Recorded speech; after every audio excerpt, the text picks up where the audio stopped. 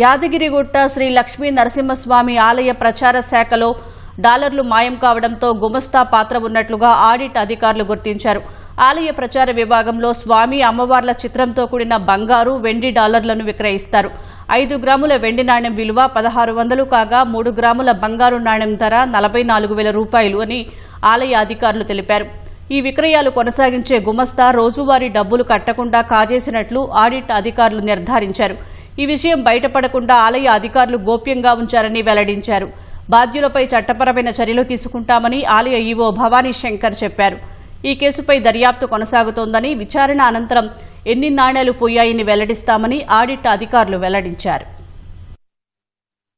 పూర్తి స్థాయిలో ఒక కమిటీ వేసి విచారణ చేయడం జరుగుతుంది. ఆ కమిటీ రిపోర్ట్ ప్రకారం కమిటీ ఏంటంటే ఎవరి దగ్గర తప్పు జరిగింది, ఏం తప్పు జరిగింది అనేది మాత్రమే కాకుండా భవిష్యత్తులో ఇలాంటి తప్పులు జరగకుండా ఏం చేయొచ్చు, ఏమేం చర్యలు చేపట్టవచ్చు అనేది కూడా సూచించమని చెప్పడం జరిగింది. కమిటీ రిపోర్ట్ రాగానే ఎవరైతే తప్పు చేశారని తేలుతుందో వాళ్ళ మీద పూర్తి స్థాయిలో చర్యలు తీసుకోవడం జరుగుతుంది.